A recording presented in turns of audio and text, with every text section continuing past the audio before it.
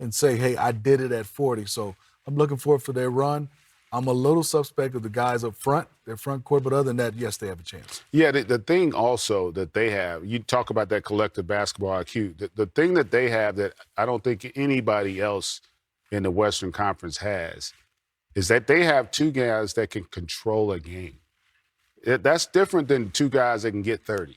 When I talk about control a game, I mean the ball can be in their hand for the majority of the game, and they can literally make every possession that leads to winning. There aren't a lot of guys in the league that can do that. They have two of them. The question is going to be, to Smitty's point, is that supporting cast going to be good enough? Are the Jarrett Vanderbilts, the Dorian Finney-Smiths, the Austin Reeves, the Jackson Hayes, I shouldn't even put Austin out because Austin's proven himself, the Rui Hachimuras, do they get enough from those guys? Can they make enough winning plays? And if that's the case, then this Lakers team, they're going to be a handful because they got two guys that you really can't game plan against. You cannot stop LeBron and Luka if they're playing their game. Yeah, and one of those guys is going to be on the court at all times, which is kind of crazy, right? Yeah, for sure. And then what position do you put them? They're positionless. Yeah. And they both got unbelievable size.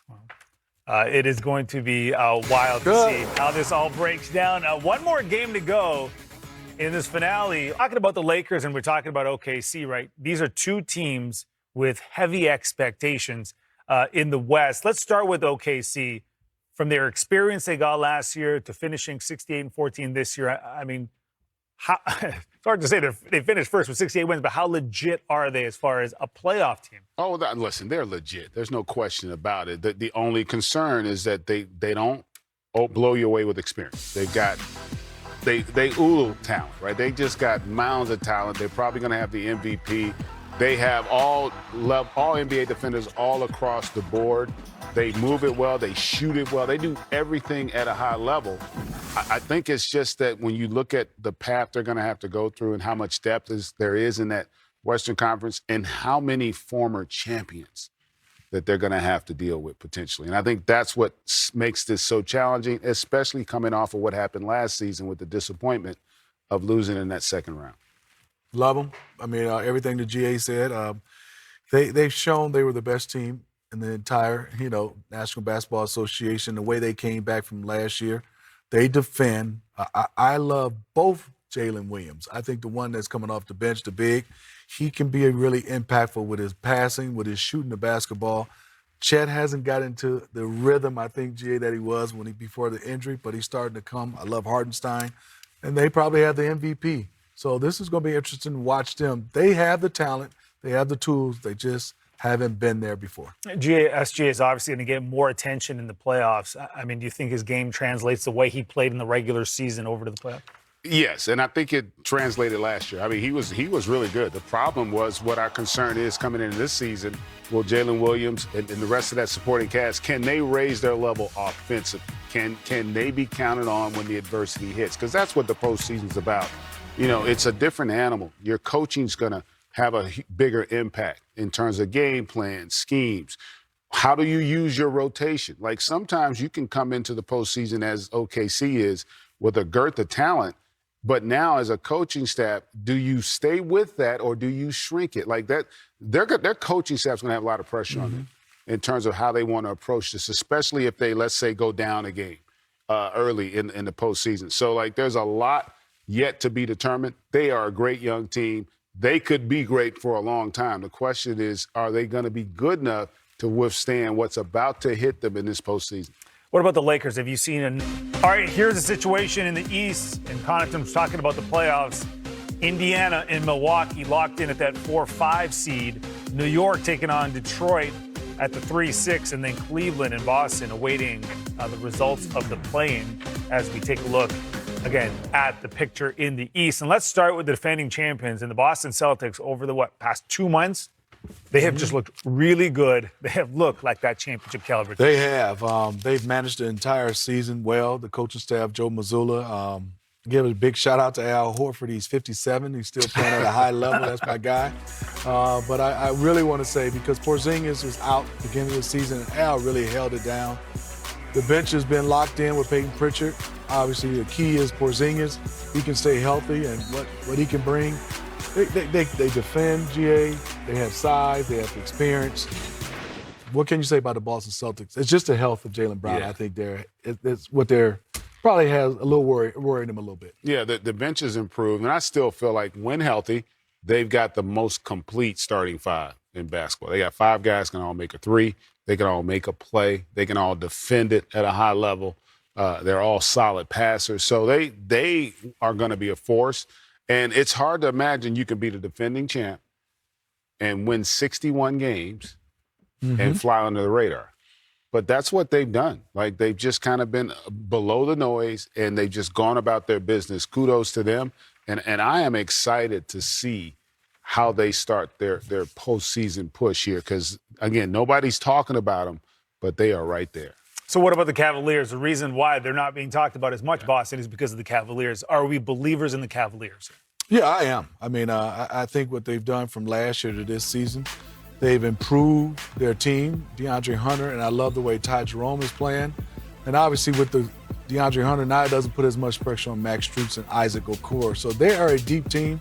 Evan Mobley has played much better. And then I just think, Donovan Mitchell, All-Star, and Garland All-Star, they have the making to do something special. Yeah, I agree. I just think they're a better basketball team. Bench is better, and their young guys have improved. Yeah, there just seems to be a belief around. In the East, let's talk about the play-in matchups. And we begin with Atlanta taking on Orlando. And for the Atlanta Hawks, this just feels like it happens every season, right? They got some play-in experience. When you look at the regular season series, it was tied at 2. Paolo Banchero did his thing. Trae Young did his thing. So when you look at that and kind of consider what we have seen so far, who do you give the advantage to? Well, I give a slight edge to Orlando in part because they're going to be home, and they've got more of a two-headed monster right now with Wagner and with Paolo. And I think defensively they're a little better. Having said that, though, Trae Young has been known to kind of make something out of nothing. And so I'm expecting him to play at a really high level. And he's one of those guys, Smitty, you know this, that can put a lot of pressure on an opposing defense, especially in a one-and-done scenario where they're probably not going to be the favorite, and he's going to be able to play with a free mind. Yeah, the same. I mean, Orlando's missing players, and obviously Atlanta Hawks has had some injuries. Coming down to Trae Young is used to this moment, but I just think Paolo and Wagner, 2 guys that really can take over and be at home. I'm totally in agreement with GA. You give them a slight edge, but in a one-game scenario with Trae Young, don't be surprised he put up somewhere like 30 and 16 because he lives for these type of moments. And do you think any of these teams, whatever team that comes out of this, do you think they could give another team trouble in the playoff matchup? Well, whoever wins this will be the 7th seed, right. So they're playing against Boston. It's going to be tough. It's going to be really tough. Yeah. So, I mean, I would think it'd be a better matchup, I think, Orlando, because they pose a little bit more problems if Jaylen Brown's not able to start the season. They have 2 wing guys that will put a lot of pressure on them, but I would say Orlando, but I think Boston beats both these teams if they have to face them. Yeah, you'd like to see either team at least put up a good fight. I think Orlando would have the better chance to do that because they've got 2 guys that, if healthy and had played the whole season, would have been in some postseason award talk.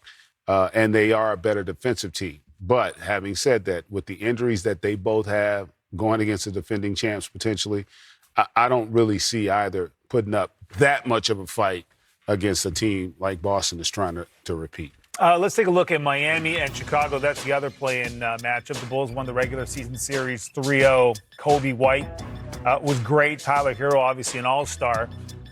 When you look at this matchup, Smitty, what are you seeing? What could be the X factor here? Well, I think for the Miami Heat, if they can get some easy buckets, I'm counting on Bam to be one of the guys that maybe can take over because with him and Ware together, it puts them at the 4, and I think that's a tough matchup for the Bulls. So, and they have more experience of guys that playing in the postseason, but I would say most people that have watched the last 20, 30 games, the Bulls have been. Oh, yeah.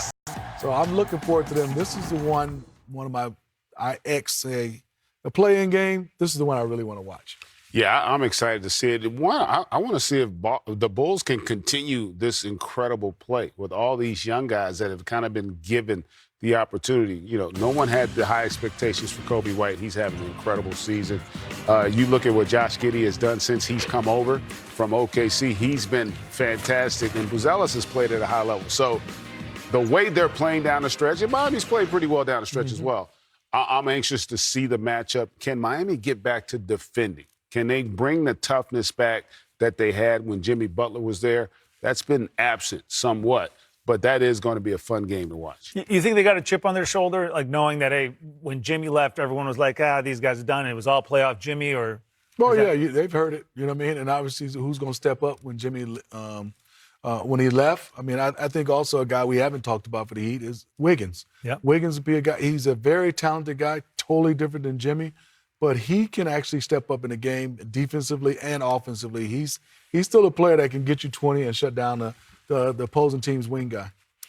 Josh Giddey, part of that series too, like you mentioned, or the part of that play-in game for the Chicago Bulls. His former team, OKC.